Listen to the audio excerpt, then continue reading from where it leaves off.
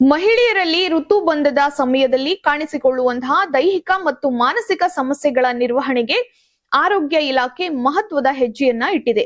ಋತು ತಾರೆ ಎಂಬ ಹೊಸ ಯೋಜನೆಯನ್ನ ಜಾರಿಗೆ ತರಲಾಗುತ್ತಿದ್ದು, ಈ ಕುರಿತು ಆರೋಗ್ಯ ಇಲಾಖೆ ಯುಟಿ ಖಾದರ್ ಅವರು ನಟಿ ರಮ್ಯಾ ಹಾಗೂ ತಜ್ಞರೊಂದಿಗೆ ಸಭೆಯನ್ನ ನಡೆಸಿದ್ದಾರೆ. ರಾಜ್ಯದಲ್ಲಿ ಮಹಿಳಾ ಆರೋಗ್ಯಕ್ಕೆ ಸಂಬಂಧಿಸಿದಂತೆ ಪ್ರತ್ಯೇಕ ನೀತಿಯನ್ನ ಜಾರಿಗೆ ತರಲಾಗುತ್ತಿದ್ದು, ಈ ರೀತಿಯ ನೀತಿ ಜಾರಿಗೊಳಿಸುವಂತಹ ದೇಶದ ಮೊದಲ ರಾಜ್ಯ ಕರ್ನಾಟಕವಾಗಲಿದೆ ಎಂದು ಸಚಿವರು ತಿಳಿಸಿದ್ದಾರೆ.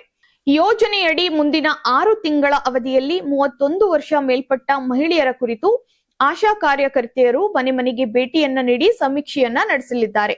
ಋತುಬಂಧದ ಪೂರ್ವ ಹಾಗೂ ನಂತರ ಪಾಲಿಸಬೇಕಾದಂತಹ ಆರೋಗ್ಯ ಕ್ರಮಗಳು, ಜೀವನ ಶೈಲಿ ಬದಲಾವಣೆ, ಆಹಾರ ಪದ್ಧತಿ, ನಿದ್ರೆ ಹಾಗೂ ಮಾನಸಿಕ ಆರೋಗ್ಯದ ಬಗ್ಗೆ ಅರಿವನ್ನ ಮೂಡಿಸಲಾಗುತ್ತದೆ.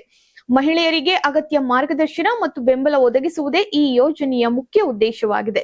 ಋತು ತಾರೆ ಯೋಜನೆಗೆ ಸಂಬಂಧಿಸಿದಂತೆ ಸ್ತ್ರೀರೋಗ ತಜ್ಞೆ ಡಾಕ್ಟರ್ ಜ್ಯೋತ್ಸ್ನಾ ಮಿರ್ಲೆ ಅವರ ಅಧ್ಯಕ್ಷತೆಯಲ್ಲಿ ತಜ್ಞರ ಸಮಿತಿಯನ್ನ ರಚಿಸಲಾಗಿದೆ.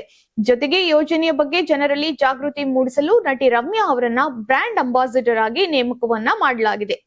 ಋತುಬಂಧದ ಬಗ್ಗೆ ಇನ್ನೂ ಸಾಕಷ್ಟು ಜನರಿಗೆ ಸರಿಯಾದ ಮಾಹಿತಿ ಇಲ್ಲದಿರುವುದರಿಂದ ಈ ಕುರಿತು ವ್ಯಾಪಕ ಜಾಗೃತಿ ಮೂಡಿಸುವಂತಹ ಅವಶ್ಯಕತೆ ಇದೆ ಎಂದು ರಮ್ಯಾ ಅವರು ತಿಳಿಸಿದ್ದಾರೆ.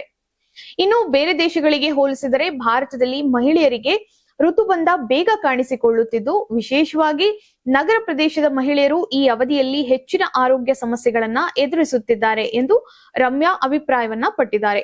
ಮಹಿಳೆಯರ ಆರೋಗ್ಯ ಮತ್ತು ಮಾನಸಿಕ ಕ್ಷೇಮಕ್ಕೆ ಆದ್ಯತೆ ನೀಡುವಂತಹ ಉದ್ದೇಶದಿಂದ ರಾಜ್ಯ ಸರ್ಕಾರದ ಈ ಋತುತಾರೆ ಯೋಜನೆ ಮಹತ್ವದ ಹೆಜ್ಜೆಯಾಗಿ ಪರಿಗಣಿಸಲಾಗ್ತಾ ಇದೆ.